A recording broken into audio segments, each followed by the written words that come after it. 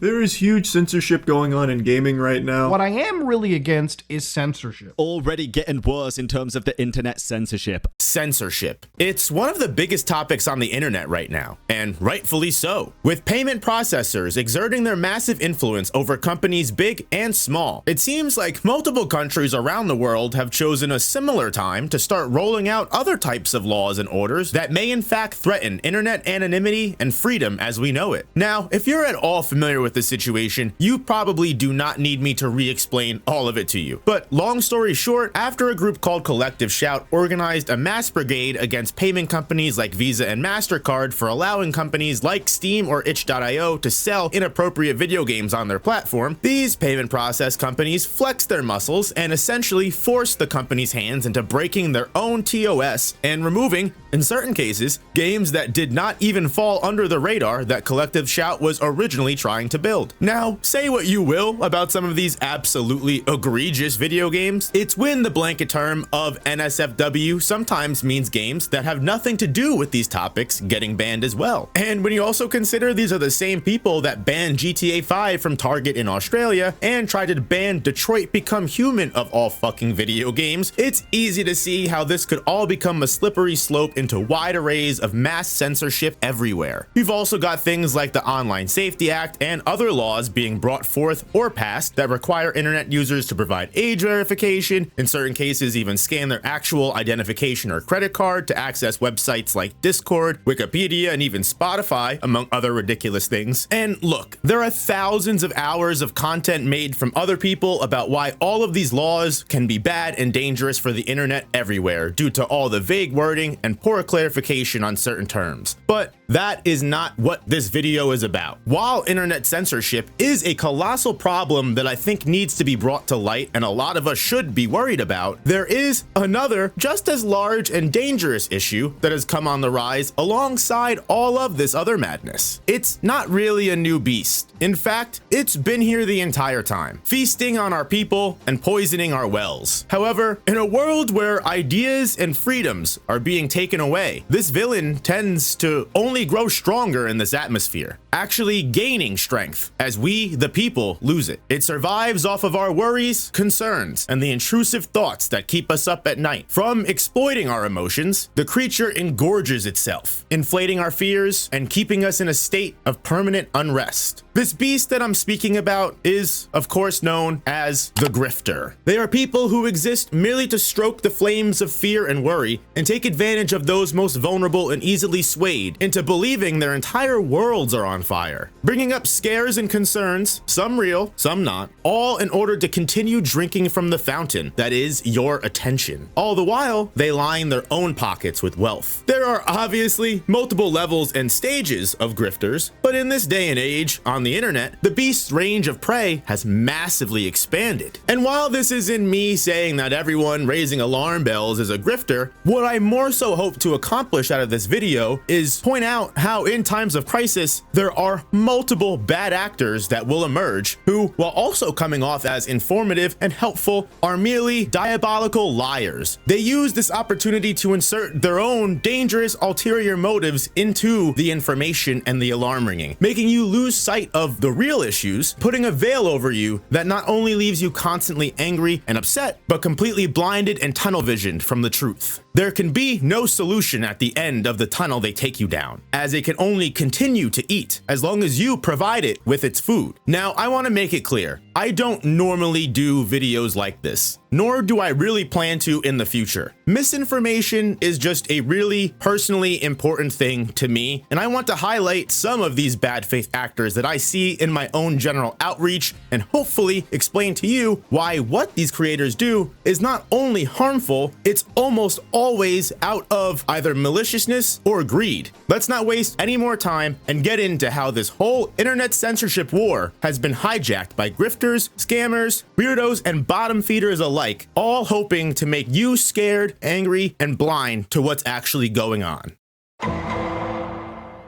Now, one of the most common threads of misinformation that can be found in this whole debacle is taking just some random, unproven tweet, headline, or social media post and making an entire video surrounding it, despite doing next to no research on whether that post was true or not. Because listen, the idea is to always make people feel overwhelmed and attacked at every single angle, completely hopeless in the face of whatever crisis, in this instance, internet censorship, that riles people up against companies, groups, and organizations that at times aren't even really doing what they're being accused of. For example, we've got our first subject here, Paper Bag Boy, who, in all honesty, is a small-time YouTuber that clearly exists as a bottom feeder to the larger radical grifters with more popularity than him. There are plenty of these people, and they really don't do much of their own quote-unquote content, and they mostly either just react to other people's content or react to other people's tweets. However, what makes these small-time grifters important is that they are able to further expand and disseminate the message of the larger grifters. They may not have as large of a reach, but they help normalize and also reach ears that the bigger grifters may not get to. Let's take a look into this guy's coverage around internet censorship. So the age verification scam has now devolved into absolute nonsense.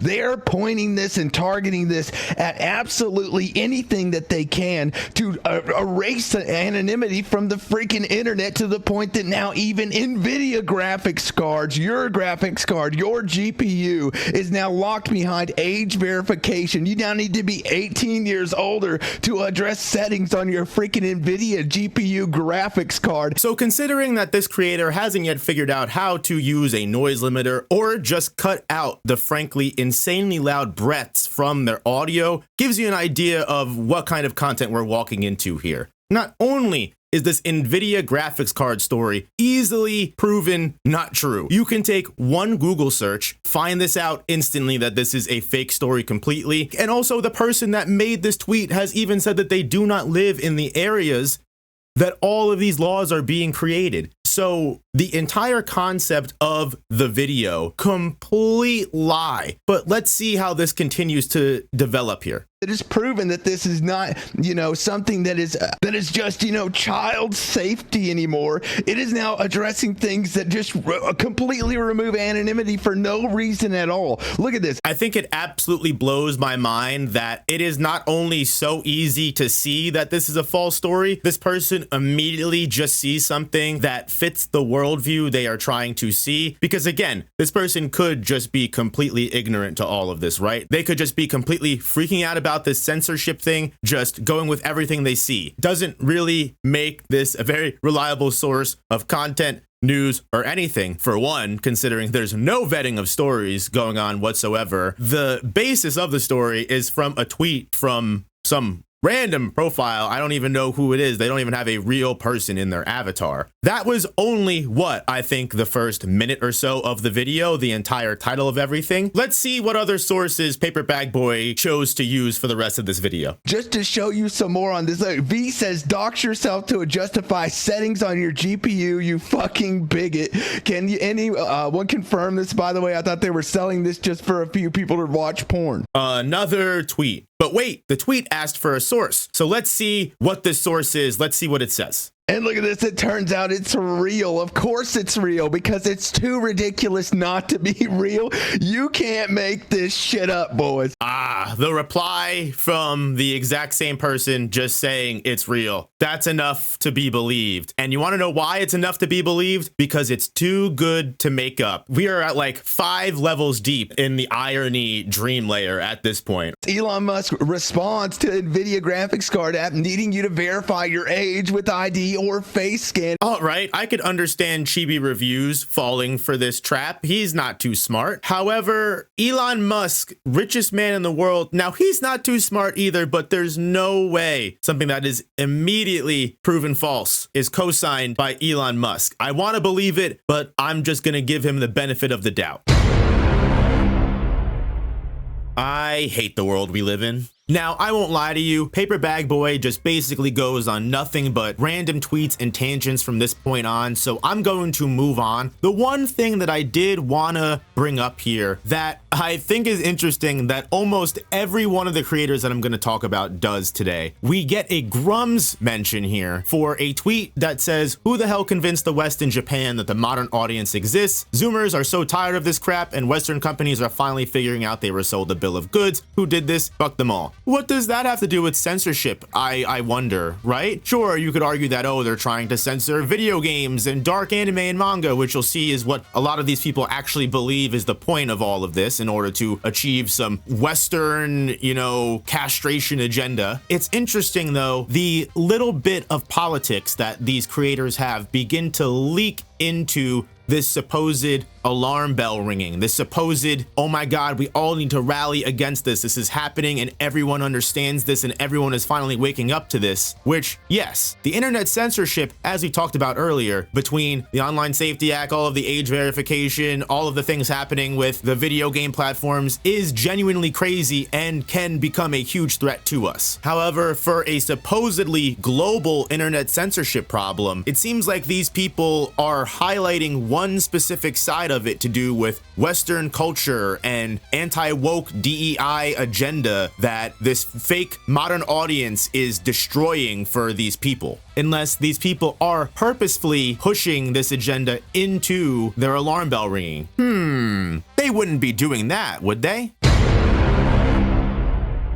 Now, I know what you're saying. No op, this is just a 6,000 subscriber channel. This video only has 14K views. What's the big deal? First of all, we start small and we'll get bigger, okay? That's essay structure format 101. But also, it gives you an idea just how profitable it can be to cherry pick some random fake story and turn it into some breaking news for your audience. This guy barely breaks 10K views on any of his normal videos, and that's not a diss, that's just facts. He only ever manages to do anything above that number by covering controversy and drama. Obviously, he's not stupid. As a YouTuber myself, I know he, and I'm even aware, that the incentive is turn in anything he can into big time drama for views, which is why he sees censorship content on the rise, finds some fake tweet that no one has talked about and is easily disproven, and packages it as part of this whole anti-censorship trend for a quick upload. No prior research, not even much editing on the video itself. Probably took this guy a total of an hour to make, and then moved from tweet to tweet, sometimes relevant, sometimes, as we saw, not at all, just to fill in watch time, and made money off of it. It might not be a lot of money, but you'll see those issues only get worse as the creators get bigger. For example, our next lovely participant in the misinformation wars is Smash JT, a former game tester supposedly for Sony and a former game master for EverQuest, a recruiter for video games all over the West Coast, and a bunch of other former titles or current titles that he clearly thought were important enough to put in his channel bio, which for some reason can't help but make me remember someone recently. Listen, I don't know much about this guy either, considering most of his content surrounds complaining about women not being hot in video games anymore, DEI, and anti-woke stuff. The reason I'm imagining the word former is in front of tester and game master is most likely because, well, he's probably not that creative. But with 115,000 subscribers, and once again, an inability to really hit 10K viewership on content that isn't talking about some kind of gamer drama or controversy, let's see if this even bigger verified creator is being any more faithful or serious about this internet censorship discussion, considering he just uncovered a bombshell that no one is talking about. Pirate Nation on X. Oh, just kidding. It's another tweet. Off to a good start already. U.S. senators introduce new pirate site blocking bill called Blockbeard. I brought it up here for us to go through because, yikes.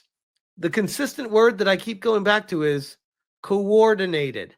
Everyone is seemingly working together in government around the world with an attack on the freedoms of the internet. And it's very strange that it's all happening at the same time.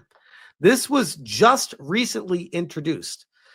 U.S. senators introduced new pirate site blocking bill, Blockbeard, yesterday. This whole no noise limiter, no cutting out the breaths in your audio just has to be a commentary YouTuber thing. I'm fully convinced. But you heard it here first from Smash JT. This is all one big global coordination between governments everywhere, regardless of their relationships, political affiliations, or current conflicts. Everyone is coordinating together to perform this level of censorship. And the Block-Beard Act that Smash JT has just found proves this. Efforts to introduce pirate site blocking to the United States continue with the introduction of Block-Beard Bill in the United States Senate.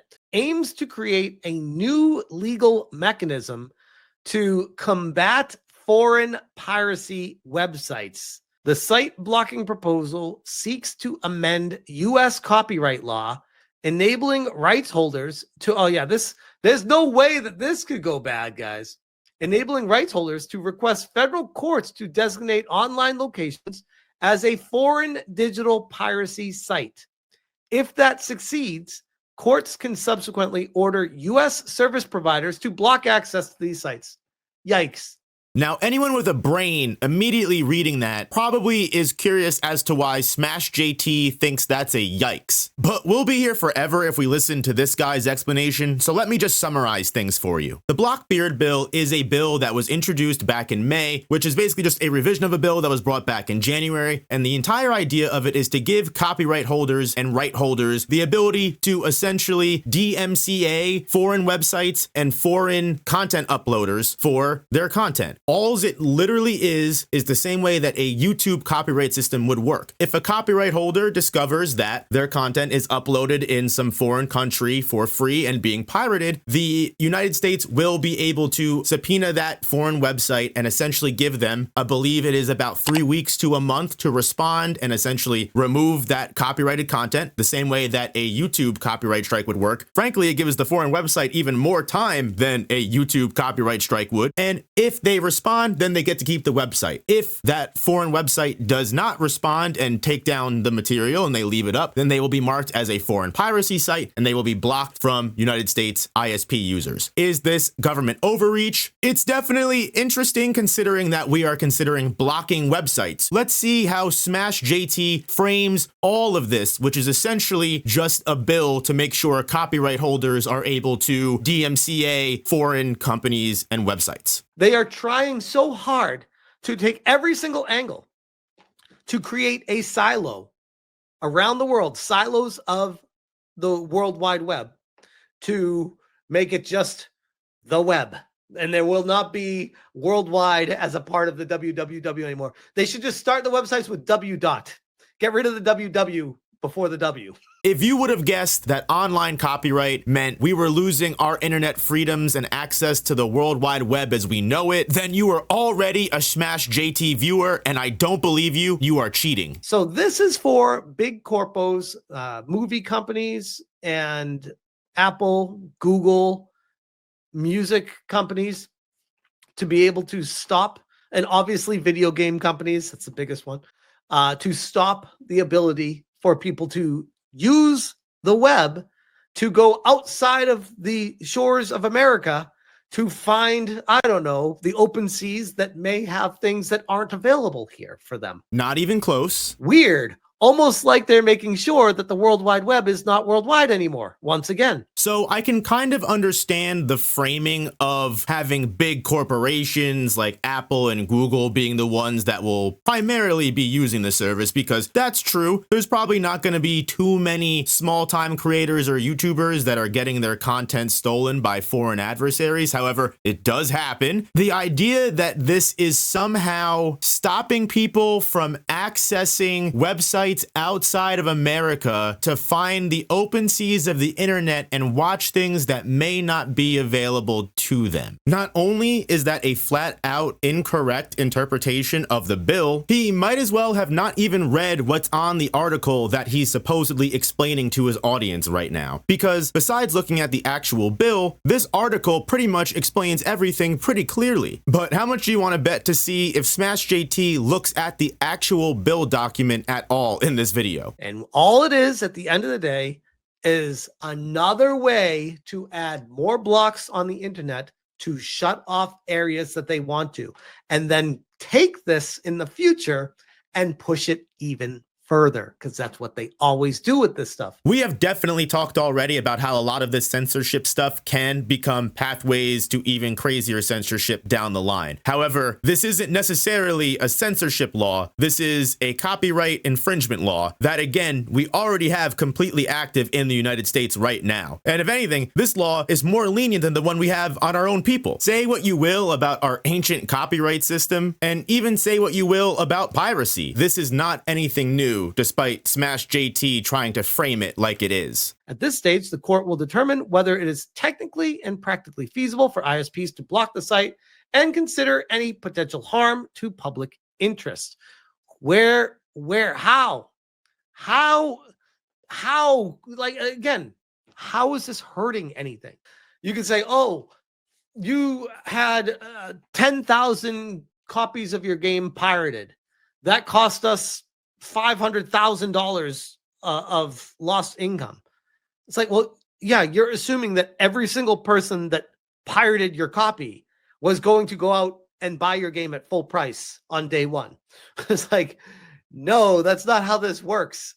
Most people were never going to buy the game in the first place. That's why they're pirating it. So it's okay to commit felonies because no one was going to buy the game anyway. What does this have to do with censorship? Because at this point, we're just getting Smash JT's personal feelings on internet piracy. The only people that I have to imagine that are falling for this are people that are already so lost in all of this censorship, anti-woke, DEI, anti-West drama that anything and everything can sound like a threat as long as you just don't do a minuscule of research behind it. And you're beginning to see a pattern here, right? Where we take a grain of salt of truth, the whole censorship fiasco, and begin to just throw everything at the wall that sticks. Because if you look at Smash JT's channel, this guy uploads at least 3 to 4 times a day. Hey buddy, JT, if you're watching this, just to let you know, when you upload more than 3 videos a day, YouTube blocks your algorithm and stops sending notifications because you are absolutely flooding people's timelines with uploads. You are actively hurting your channel. Just a little tip from me to you. If you really are just consuming this non-stop, you are getting constant rage bait of just hatred and wrong information, and it's so much you don't even have time to question it. But like I said before, this overwhelming feeling is by design. And by throwing all of these different pieces of information at you, mixing in all of their weird anti-woke, everyone is out to get you rhetoric, when everyone brings up censorship, that one nugget of truth that was in there to begin with, you immediately think of 10 other things that have led to this censorship fiasco, even though none of it is all related.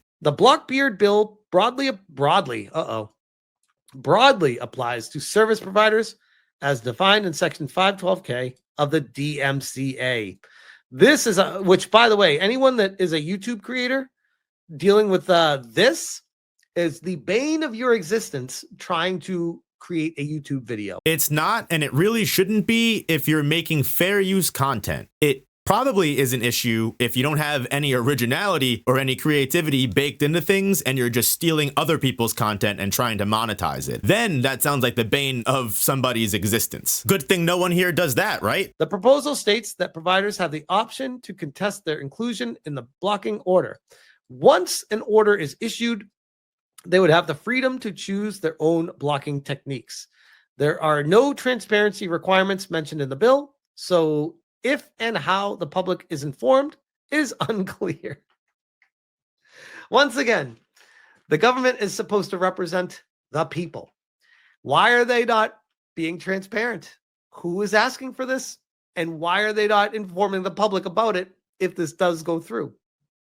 This is crazy. So unless you're an absolute knuckle dragger, you should have been able to figure out, just like you and I would as a YouTuber, be able to counterclaim any copyright strike that goes against us. Foreign websites will also have the ability to do that. Not only is this standard practice of some kind of law that we already have existing, in regards to the transparency, Smash JT makes this seem like a really big deal and that they're hiding things from us. All this means is that these copyright things can be handled privately. Every single time him or I get a copyright strike, we accept the strike and we just eat the strike and delete the content, or we prove our fair use and we get to keep the content up. Anytime that happens, that is not public information that is out there. You can't go to Google, look up the court document or police report, whatever term you want to use, copyright report, and that's all this is saying. For some reason, this is turned into, oh, they're hiding things from us. Why wouldn't they be transparent? What don't they want you to know? This is crazy. The Blockbeard Act will equip our nation with a tool that's worked in dozens of countries worldwide.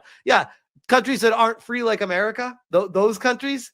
Gotcha, bro. I mean, what more can I even say about that? If that doesn't show to you the level of bad faith that we're engaging with this kind of content with, to just immediately assume that the countries they're talking about are countries that aren't free. I mean, I could go on for longer, but I don't want to spend too much time because we've still got the main event to go. So to finish up with Smash JT, let me leave you with this clip that just shows you the amount of research he probably puts into almost every single upload he makes. Because I was asking for more information from ChatGPT to search the web on it.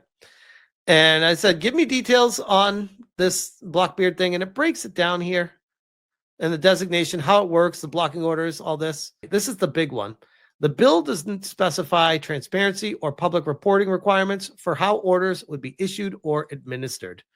The RIAA and Motion Picture Association applaud the measure. And just like what I was saying earlier, opponents warn it risks slippery slope censorship through overblocking. As one Reddit comment puts it, the prospect of all VPN providers being required to block pirate sites is very scary indeed. We ask ChatGPT to break it down for us, and when we get that breakdown, we scroll through all of it and get to the specific parts that we can highlight, that we can say, hey, look at this, there's no transparency. Look at this criticism of the bill that ChatGPT is breaking down for me, using a fucking Reddit comment as its source. That's how we're proving the slippery slope here. I hope I've been making it very clear that censorship is a slippery slope. However, this is as dry as I have ever seen it in my entire life. The very fact that this is constantly brought up by Smash JT as being introduced yesterday, or being introduced in this coordinated effort for everyone and all world governments to block the internet, and he reads it earlier in this video, his own video. This is just a revision of another bill that was brought up significantly earlier in the year, I think almost in January. So this doesn't have anything to do with what's going on. It does not paint a picture of a mass world government coordinated effort to block the internet. Whether you want to say that is currently happening or not, one thing's for sure, Smash JT does a piss poor job explaining it. Big creator, small creator, it seems fairly obvious that this is mostly surrounding the anti-woke Western gaming culture is under attack crowd. Ragebait has and still is their direct MO. Why? Clearly you can see from the view count, it's the only way they make money. I mean, Smash JT has been crying about free speech and censorship for over the last 7 years. Why would I take his word that it's all connected when he's thought this has all been one coordinated effort to make women not hot in video games since 2016? Obviously, the only way that the delusion can continue going is if this is also a part of that. When people are willing to just outright lie to make things seem worse than they are, why would I ever believe any of the other things that they're trying to push on me? The issue is, I'm not everybody, and a lot of people do fall for this. And it gets even worse when you're pulling in way more than 10K views of video. Which brings me to, in my opinion, the main event of this video, and one of the worst possible examples of internet grift that I could possibly shed light on. Our third and final participant, Chibi Reviews, a lolly YouTuber who's most well known for his greatest hits, like attacking and harassing the English voice actor of Okarun from Dawn to Dawn for having a black profile picture, supporting VTubers that have expressed white supremacist views like Kirsch when they got canceled for their literal own actions, and tries to frame it like free speech and different opinions being under attack. This is very clearly a hostile takeover. Like, we're experiencing it in the US via illegal immigration. They're experiencing it in the UK via, like, the migrant crisis nonsense and refugees, which, potato, basically the same fucking thing. And it's like, our politicians are assisting these people with both demographic replacement as well as just making citizens' lives worse in general. They're changing the entire culture of these countries. It might not be a hostile takeover like you see in war. There's no guns and battleships and bombs, but it is still a hostile takeover. Yep. Just free speech over here, constantly feeling the need to share his brave takes on how he enjoys lolly and that doesn't make him a PDF, and that porn is actually pretty hot. All the while he admits to owning a half, I don't know what that means, erotic body pillow of Shiro, an 11-year-old girl from No Game No Life. Now, if Chibi Review's coverage of this entire censorship fiasco was as clear, concise, and honest as the other bigger creators that he's probably just following suit on, like Moist Critical or Some Ordinary Gamers, I probably wouldn't have even clicked on any of his videos. So imagine I'm just a random person looking for information on this censorship topic, and I come across this video. Look, what's the first thing that I would see? How did we get to this point to where a real-life government is now classifying, and I'm not joking when I say this, the one-piece straw hat pirate flag as a terrorist symbol? How have we gotten here? As per usual, we are pulling out the tweet to start the video off. Honestly, one look at this, and it just seems like a story that if it's not fake, there's probably a lot of information that's being left out. Which, spoiler alert, there is much more to the story, and it goes way more in depth than out-of-touch governments just not liking anime and labeling pirate symbols as terrorist symbols. And I'll definitely be getting into why Chibi was wrong about his take on the straw hat flag in Indonesia, but let me show you the real clip that actually spawned this. I'm just gonna say, I might be crazy when I say this, but if you look at my videos I've been uploading for the last week or so, I've been talking about the subject a lot. And there's always a chance maybe the video just didn't do well. That's fine. But as soon as I name dropped YouTube negatively, like 2 days ago, talking about them introducing ID, forced ID, suddenly my videos after that now have had half the views on these topics, just completely cut. And I looked at the analytics for, my video, okay, that came out yesterday about the same topic that was actually very important. Suddenly, half. Just straight up half. And I saw the line go like this, and then it, in the analytics. And I'm just like, that's very strange. Very strange for my videos. That does not happen. And once again, maybe just the video left the algorithm. I don't know. It's possible. It is. Because I don't have proof for this. But it is strange that suddenly when there is a big conversation around censorship and then even YouTube being brought into question, my video just kind of weird.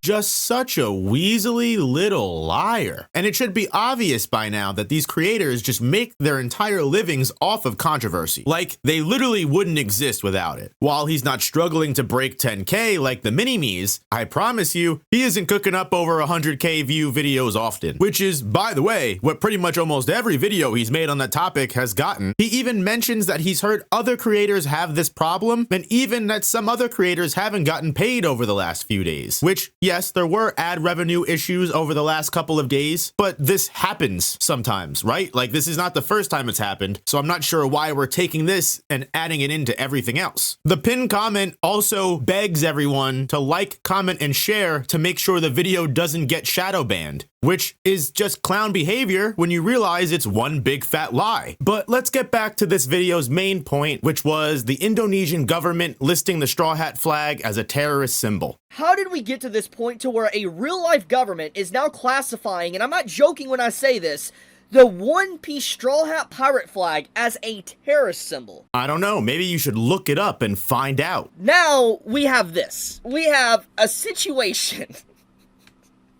We have a situation where there is now, like, apparently rebellion and people are dissatisfied with governments. Hysterical. I don't know. I find it funny that the champion of free speech, the bastion holding the West together, when actually looking at real rebellion in a country, finds it humorous and nothing else that the flag is an anime flag, looks no further into it, and essentially ignores it to continue talking about how anime in the West is in danger. Yeah, real freedom fighter over here. His priorities are in check. The real story is a lot more simple and pretty easy to explain. The people of Indonesia are unhappy with their government as of right now. As a show of protest, they have been flying Jolly Rogers from One Piece as opposed to the national flag for Indonesia. Now, obviously, calling the One Piece flag a terrorist symbol is absolutely ridiculous. However, it's not because of some push to censor anime or some global cabal of old geriatric politicians that just don't understand the symbol and are acting rashly. These politicians want to keep unity in the country and are shutting down creative expression and protest in order to do so. You can definitely criticize that, and that is a story and a whole YouTube video right there for you. I definitely would, but instead, this poor country's protest is turned into a joke that Chibi is able to use as fodder to fill his censorship against anime agenda. What this shows is that Chibi isn't afraid to highlight the worst sounding parts of a story and refuse to elaborate on them or really clarify them whatsoever to his audience in a meaningful way, only serving to twist the stories into massive controversies that they're all gonna eat up. And of course, you already know he's using the exact same moves from the playbook as the creators from earlier. Random tangents that realistically have nothing to do with the topic at hand. Censorship is definitely scary, but it's even scarier when it's targeted censorship against a group that most of his audience members reside in. So while editing this video, Chibi actually commented on the Indonesian flag situation again. So for the sake of integrity, it would be bad faith not to show you how much Chibi's knowledge on this situation has evolved. A few days ago, the Straw Hat Pirate flag from One Piece was labeled a terrorist icon or an extremist symbol within Indonesia, which caused obviously a lot of conversation around it, but there has been an update to the story since it happened a few days ago. The Indonesian president apparently made an official comment on it and said that it's completely fine if you rep the Straw Hat Pirate flag and raise it during Independence Month, which this is just overall, this is some welcome good news after just a series of bad news after bad news. But it is honestly insane. It's an insane moment to really think that we're in a point of reality right now where you have to have a president of a country literally say it's okay to use the Straw Hat flag, to raise the Straw Hat flag in our country on Independence Day. Not one single bit, even after people in his audience brought up that he was wrong about it. Which, I guess if you're just reading the tweets and filling in all the blanks yourself, that would make sense. But get this, Chibi received on-the-ground information from actual Indonesian citizens, so I'm sure with that, he'll be able to correct the record. However, there is some doom and gloom to this, sadly. There is talks from people within Indonesia that said that this obviously could be lies, or at the very least that some of the politicians and stuff within Indonesia might not listen. Now, I don't know if this is true. Obviously, I don't live there, so I can't really say. I'm just going to be blunt.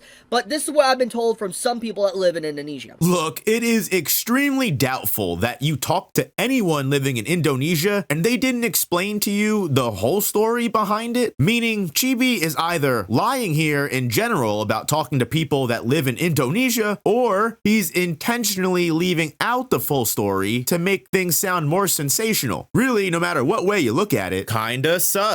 I wonder if he handles all of these censorship bills with that much integrity. And I want to talk about, in general, what this Online Safety Act is doing. Pirate Nation outlined this, and there's some things I want to talk about here. He brought up all these different things that's going on, and one thing in particular was this one that stood out to me. The, required age verification for video games exceeding 2 hours. Basically, screen time limits. And when I read this, I legit, I'm not gonna lie, I chuckled to myself because I thought it was just so, it was so insane.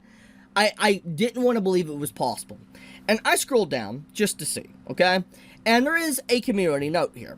And I clicked it and I was like, okay, maybe it's gonna confirm that something's wrong here. This man usually posts accurate information, but I was just curious. So I find the article that's linked here, apparently talking about the 2-hour screen time limit. And I go to it, and it is an official article. There is actual talks for screen time limits and stuff, and it's definitely going to be brought up later this year. Apparently, if you scroll down, you'll literally see them talking about it, that they're wanting to bring it up. So the government, UK, and people probably in Europe as well, are currently discussing 2-hour time limits for people online. Oh, that's weird, because the way it frames everything definitely makes it seem like all of this is in the bill. So the tweet was wrong then, or at the very least, sprinkling in a little bit of truth and then throwing a bunch of stuff at the wall to get you scared shitless. Sounds like some other people that we've talked about. It's good though that Chibi read that community note, because now he'll be able to let his audience know that this is a bad tweet. The point of the matter is that Pirate's post here isn't necessarily inaccurate. Wait, huh? It's not? This technically has been proposed.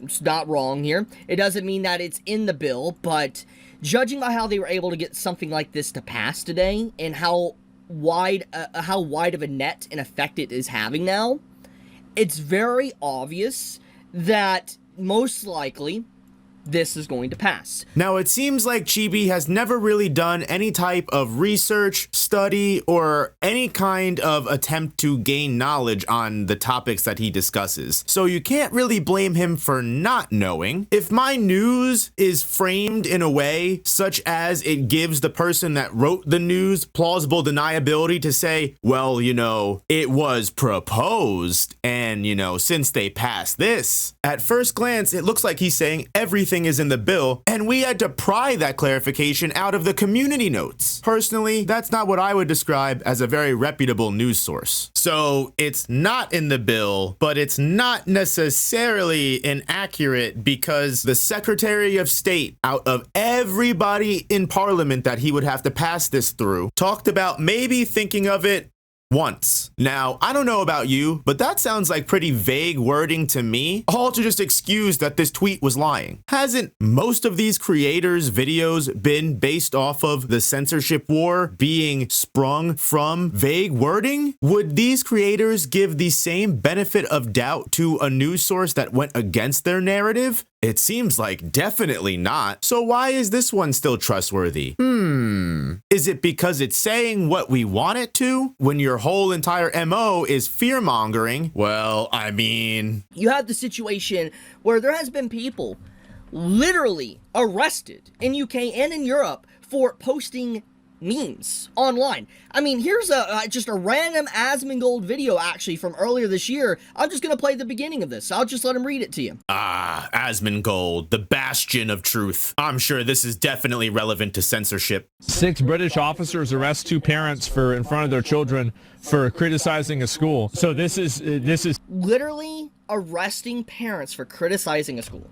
The more you watch, the more you just see that Chibi not only just takes everything he sees at face value, that he already intrinsically believes, by the way, immediately disavows and fights against anything he thinks is wrong or might take his lolly away from him. But I think that's part of the problem that I'm trying to address in this video. All of the people a part of this crowd are just so goddamn gullible. Either that, or it's completely and outright intentional. Which, besides being despicable, I want to put a pin in for now, because I promise you, we'll be getting to why I think it's completely intentional for a lot of these guys, including Chibi, in a little bit. If you were expecting Chibi to maybe look into the story whatsoever and make sure he's using this as a proper reference, I don't know how you made it this far into the video. The UK does have issues with free speech. They don't have the same kind of laws that United States do. People do get arrested for obscene jokes, inappropriate memes, stuff like that. However, this is not one of those times. One Google search, which is just the phrase that is holding up the world with rubber bands, tissue papers, and band-aids, you can literally see that no one was arrested or charged. The police were sent to investigate a harassment case because the parents, the ones that Chibi is so worried about here, were mass emailing, social media berating, and harassing the school and staff over a teacher that was chosen to be employed that these parents did not like. After after being banned from entering the school campus due to previous conflicts of harassment, they tried to get into the school under the guise of seeking proper care for their epileptic daughter, to the point the staff actually felt threatened and the school had to call the police, and they felt inclined to at least investigate the situation. Now, you can definitely argue that they had no right and, oh, these people are, pussies for having their fifis hurt and calling the police, but you know what? They would probably have a lot in common with you, Chibi, if that was the case. You have to remember, the family are the people that went to the press in the first place. Don't you think it's a little suspicious that the only WhatsApp messages they submitted to the newspapers were the ones that made them look good? But, censorship bad. Speaking of which, let's check in on how that global cabal is mobilizing after the Online Safety Act passed. After all this happened in the UK, in under 24 hours, once that happened, once this law came into effect, it wasn't used to protect kids. They started to create an entire situation where they were starting to monitor. They made a police monitoring task force to go to people's doors to basically arrest them or question them if they say anything that is against what the government actually wants you to say. So basically, they're using the law that was meant to protect kids to now censor people online if they have anything that goes against what the government wants you to say.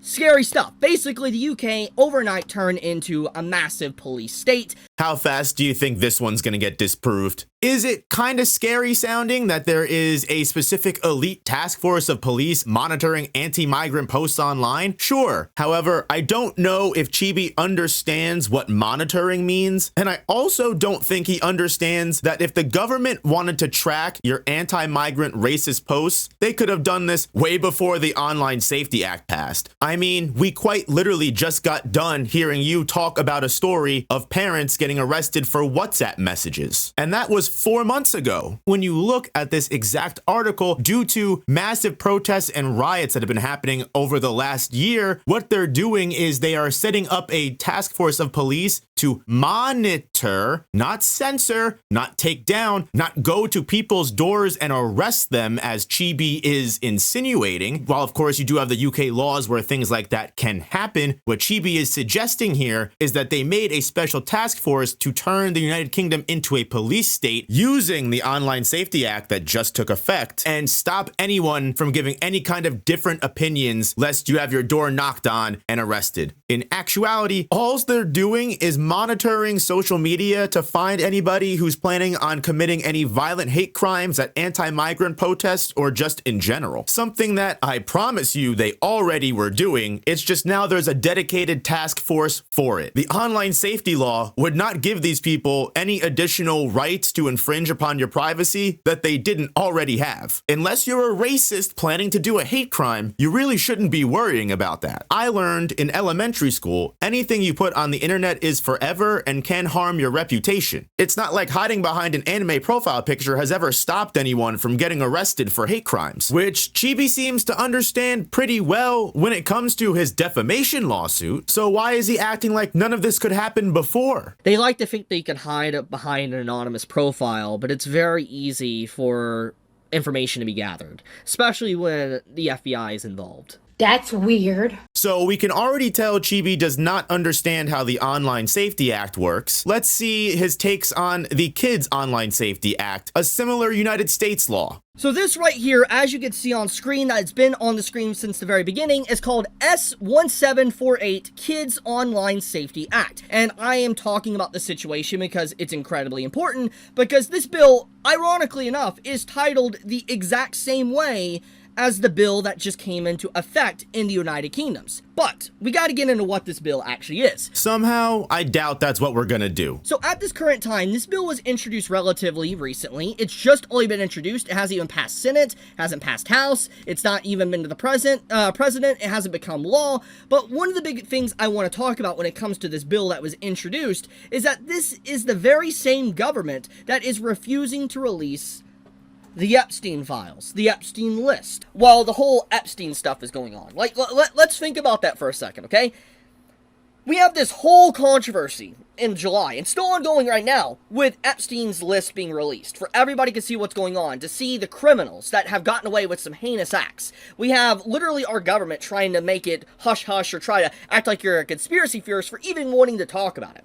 And then, as soon as this all happens, suddenly, payment processors, collective shout, and all these different governments just decide to, hey, we gotta start censoring the internet and think of the children. It's clear what's going on. For risk of getting too personal here, I just find this absolutely hysterical, simply because of the way that Chibi phrases this here. Now, not that I want to turn this into a political witch hunt. I don't know about you if you've been keeping up with the news, but I've noticed there's plenty of people in the government that are trying to get the Epstein files released, trying to bring notice to the Epstein files that they're getting swept under the rug, and it really wholeheartedly seems like there's only one person and all of the stooges beneath him that are trying to stop this list from getting unveiled. So why does Chibi keep trying to phrase this as a both sides issue? Well, that's because he voted for Trump. And for all the people that are gonna say the Democrats had plenty of time to release it, like it's some counter argument that somehow takes blame off of Trump for being the one and sole person for trying to hide these files, let me ask you a question. Jeffrey Epstein was killed August 10th, 2019 under the Trump presidency. You're gonna tell me that the Democrats had all of that dirt on Trump the entire 2020 election, didn't use it, they had it during all of COVID, didn't use it, then didn't use it again to try and win the 2024 election, and only after the Democrats lost in 2024 are they trying to go on this political hoax witch hunt against the president that they had multiple attempts, probably much better opportune, to take him down on. Now, this might sound like it has nothing to do with anything and I just got on my soapbox for you for an hour, but it shows me exactly where Chibi's priorities lie, especially when you hear him pussyfoot and both sides around Epstein, but take such a hard and aggressive stance on all of these bills and laws he clearly hasn't fully read. For someone that claims to care so much about censorship they are utterly politically neutral on the topic according to them, it's weird to me how many of these topics Chibi does next to no research on, completely just outright misinterprets, doesn't actually care about some of the actual anti-censorship stuff that's going on, or just changes the narrative of it to fit his agenda, and somehow finds the time to, amongst all of this, make it seem like it's a both sides, all government issue, as opposed to one man standing in the way of justice. You know, the president that Chibi voted for, the president that made executive orders to remove improper ideology from the Smithsonian Museum, the one whose defense secretary is trying to have the Navy strip the name of a person he doesn't like from a ship, the same president whose administration has been recently firing judges with no cause whatsoever just because they don't bend the knee, and the very same president that spent the last 4 years contesting actual official election results with absolutely no evidence and multiple lost lawsuits in regards to it, which resulted in his fired up base storming the Capitol in what was almost a violent insurrection, only for him and his supporters to then turn around, acted like it wasn't them that attempted the insurrection, claiming it was all people pretending to be his supporters, yet at the same time, when he gets the presidency back, he pardons all of the people that supposedly weren't there. It doesn't matter what political side you're on. I don't judge either way. But when it comes to censorship, there's clearly alarms that should have been ringing way before this, and it wouldn't have been because hentai or lolly was at risk. Yet Chibi voted for this man after all of that happened, and still somehow is unable to say with his full chest that it's Trump stopping the Epstein files. This is not me attacking Chibi for his political views, and the reason I think this is important to the discussion, it really gives you an idea of where Chibi's priorities lie. Do any of these people actually care about censorship, or do they only care when things they support get censored? Because so far, not just Chibi reviews, but everyone that we've talked about in this video has done nothing but cherry pick articles and completely twist words around to make laws, bills that haven't been passed yet, or just small statements and out of context clips and stories to seem like one big coordinated effort on behalf of world governments to censor the World Wide Web as we know it. The only people that seem on the same page, completely coordinated, and constantly pushing ulterior motives are these guys. I mean, truly, how far gone do you have to be to believe Collective Shout and the world governments are collaborating? And after everything that I just talked about, it gets even weirder, because put Collective Shout and the President of the United States on a scale. Whose censorship agenda do you think you should be more concerned about? Keeping all of that in mind, let's go back to Chibi Review's coverage on this situation. And I want you to ask yourself, is this just ignorance? And these optics that these, politicians, the attorney general, and all that are using is a cover to get away with this, to use the statement of think of the children. It's not good. It's very shady, and it really disgusts me how many are doing this, because it's the exact same wording that the UK did. It is the same thing they said, they kept pushing, and then we saw within 24 hours of the law passing, monitoring task force for adults. And it's very obvious that was not for kids. So, I think I rest my case on that one. It's even funnier watching these clips back now after debunking the previous stories, because we already know that's not how that works, but he's so confident about it. And these governments obviously are not using verification and ID and stuff in a way to protect kids. It is restrictions for adults. It is to gather information on adults. But the thing is if they're grabbing all this data from you and they're actively getting your, identification on these different sites, it builds a internet footprint. It builds, a footprint on what you've been doing, and they're able to know what you're saying, what political party you're on, what side you're on, how you feel about something. It's obviously going to be used as, to see what you're doing. Surveillance, basically. That's what's going to happen. Again, criticize the police state that we already live in, but none of this is new information, despite Chibi making it seem like it is to his audience. It's almost starting to seem like he really doesn't understand anything about these bills at all. But I'll save you the guessing game, because I definitely know Chibi hasn't even read anything in this bill. Do you want to know how I know? Once again, this gets into my discussion I had yesterday. Parental controls are there for a reason. They have been there for decades. Parents should be parenting their kids. It shouldn't be the government. Parents should stop being lazy.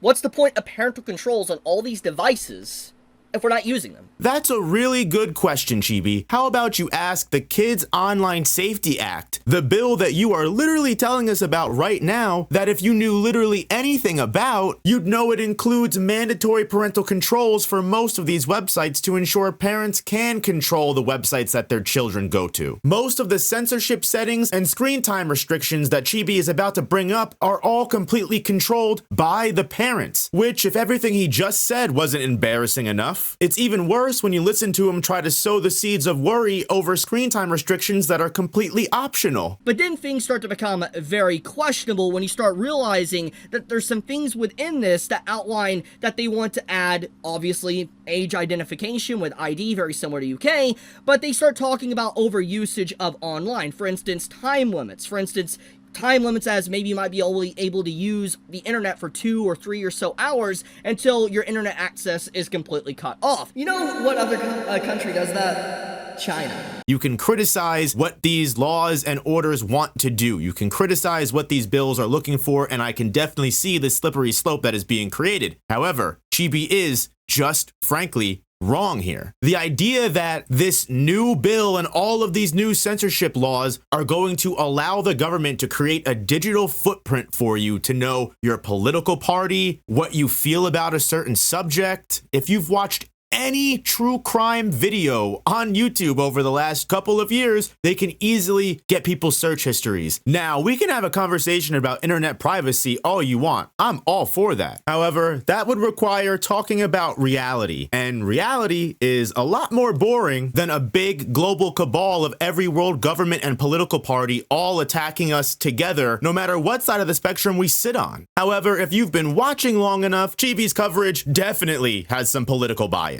And when you consider the fact that he continues to lie just to make things sound worse, it gets more and more obvious. I don't trust random sites, like for instance, porn sites, to have my information, for instance, and have my ID on file. It's not something I want, and we've already seen examples, multiple examples, just in the last 2 weeks on how this is a bad thing. For one, obviously low-hanging fruit is UK with the Online Safety Act. I don't think I need to elaborate on that one. He chooses not to elaborate because besides his fear-mongering, there really is nothing else to point at, and rightfully so, because the Online Safety Act of 2023, as well as the Kids Online Safety Act that they're looking to potentially put through the House and Senate, have conditions and criteria in place in the bill to make sure that none of this is going to go through until all of the websites are able to prove that that the ID verification and any sensitive data that gets pulled in through the websites are completely secure. Chibi brings up the T app here as an example, and that's also an example that you see other people bring up, because to be honest with you, hacking can happen at any point in time. We have seen high-level government organizations be compromised before. You have to understand that there's always going to be a difference between an app like the T app that probably had no direct security compared to websites that are going to have to report to the government and make sure that they uphold certain security conditions at every single 24/7 point of the day. I understand the sentiment, and I also understand the comparison. However, not for nothing, for any actual American citizen or adult, you already know there are plenty of apps and websites that use this exact verification already with no issues. I had to rent a U-Haul the other week, had to scan my ID and have all my verification checked. If you want to monetize a YouTube channel, have your ID and face scanned. We have to stop acting like all of this is brand new and it hasn't been tested and it's destined to fail. Criticize the bills if you want. Again, I think I've made it very clear I certainly would. But consider all of the lies that you've been told this video, and now again go back to that question. Why am I being lied to? Why is Chibi making it seem like the Albanese Labour Party's bill to make all persons under the age of 16 unable to use social media is a part of this big censorship war? It's been around since November 2024 and even probably before that. Maybe it's the same reason Chibi keeps bringing up the Screen Act, another bill that was proposed all the way back in February. The more holes you start poking in this, the less and less this seems like a coordinated effort by all the world governments after we wanted the Epstein files released. We've made it very clear that there are two possibilities existing. Either these creators have no idea what they're talking about and are just going out of their ass to discuss these topics, or there is an ulterior motive being manufactured by design, and all of these people are just falling in line to it. Where do I think Chibi falls on the spectrum? Well, considering this isn't even the first time he's tried to slip his propaganda into the censorship issue, I'll let you decide.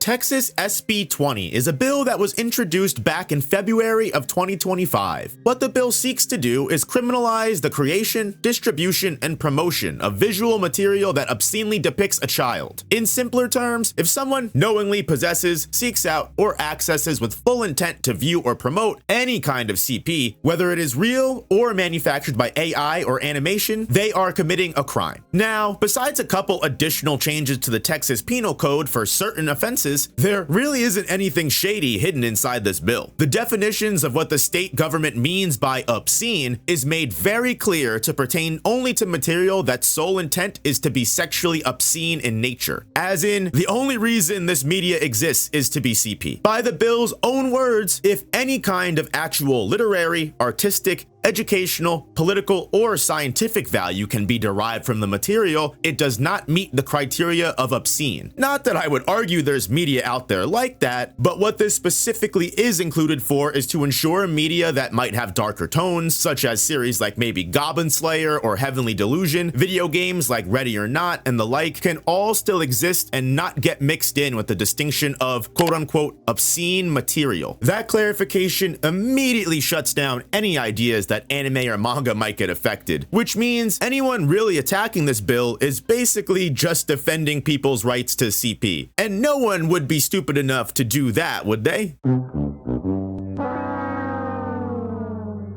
Oof. Now, is that actually what Chibi's doing? I mean, at this point, we've established there's a good chance he just lacks critical thinking. I could never say for sure. But when everyone on his side was on the same page and up in arms against this bill, most of their arguments solely surrounding the whole lolly is just fiction excuse, personally, that becomes a little bit hard to believe for me, but what do I know? I mean, just listen to the way he describes this bill right out of the gate. If you don't know what you're looking at, let me explain. This is the bill in Texas that threatens to ban all anime. For instance, if you were to watch something like Goblin Slayer, One Piece, Naruto, or Bleach, you would be labeled as a felon. Listen, I think there's a good chance most of the people who thought things like Goblin Slayer might be affected are just misguided or ignorant to the topic. Say what you will about lolicons, if fictional stories begin to get censored, as we just saw happen with the Steam itch.io situation, I think people are right to sound the alarm about this bill. But if you're trying to signal boost about lolly being banned, 9 out of 10 people are immediately going to tune out of that message. There's always going to be people that are just cool with censorship, especially when it's towards fictional media that they feel adverse to. So if you just slightly twist the narrative, making it seem like even mainstream anime and manga are going to get affected, you could probably suck in all the more normal viewers in your audience and get them concerned as well. And once you open up someone's ear to your cause, they're going to be much more willing to listen when it comes to everything else. That's not only how radicalization begins, it's also exactly how conspiracy theories flourish and grow into massive webs. Eventually, you're just so bought in that you can weave anything in front of these people, and it all just becomes a part of the conspiracy effortlessly. Whether Chibi is aware of what he's doing, or he's just one of the many other duped people lost in their own personal web of shadows, it is impossible to tell. I can't get into Chibi's head, thank God, and I do not know what he's actually thinking. All I can do is assume and make opinions based off the slimy tactics that Chibi seems to use in his content. However, when you consider that it's also possible Chibi might be intentionally scamming his audience as well, we can definitely come to plenty of assumptions.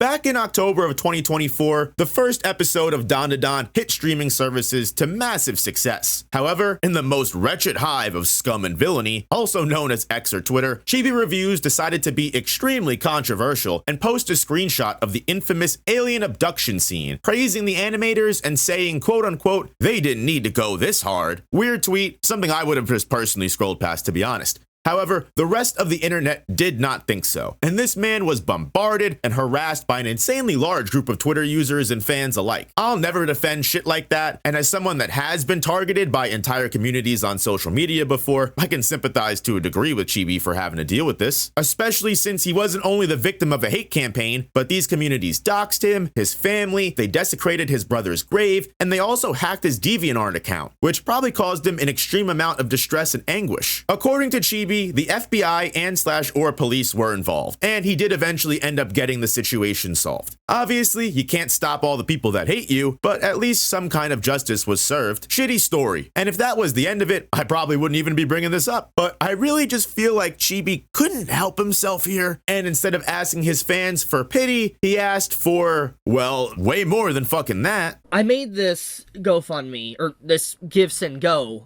donation, because I actually need help. It is a lot of money for a lawyer. I'm just gonna be blunt with you.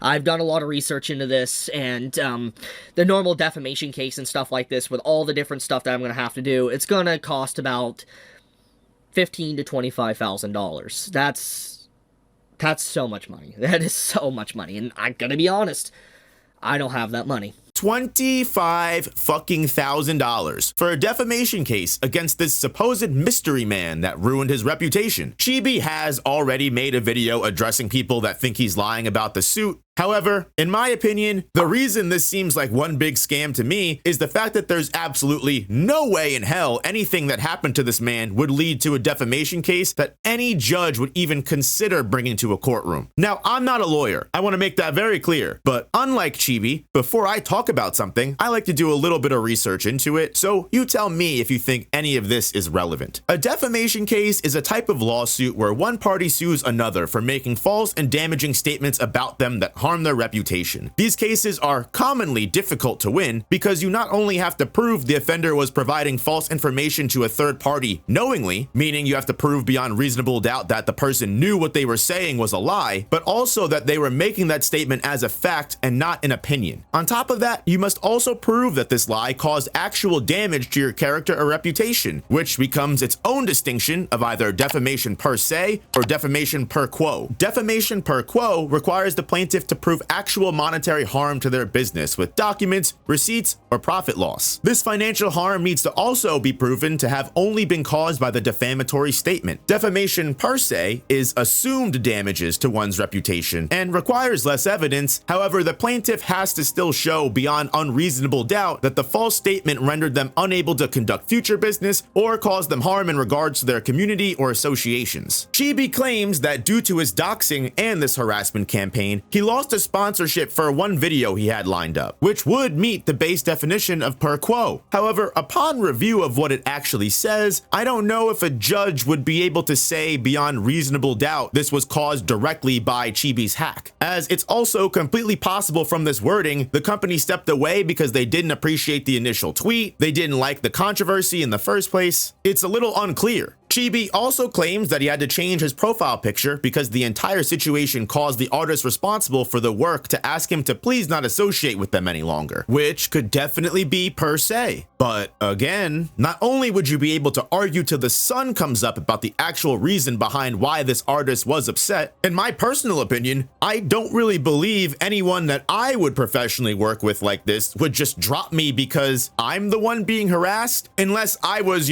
poking bears and sowing discourse on purpose that brought unnecessary controversy their way. But that's also giving Chibi the benefit of the doubt that he's even telling the truth about this stuff. And look, I want to say again, it's all my opinion, but based on the fact Chibi constantly and repeatedly brags about his monthly Twitter revenue that he gets for posting controversial tweets, I mean, you've got him here bragging about how all of this negative attention helps grow his social media presence, which kind of throws a wrench in the whole damages portion of the defamation case, especially when you consider the hate brigade only came your way because of your own actions in the first place. And again, while I can't go into Chibi's head and confirm any of this as fact, we can really only assume intentionality. A person's actions, though, usually almost always paint a pretty vivid picture that we can interpret for our own eyes. Because if you think I'm nitpicking Chibi here on his supposed defamation case, what in the hell do you think a lawyer and judge are gonna do if this actually goes to court? And also, not for nothing, in regards to defamation in general, if your reputation on the internet is already the lolly and incest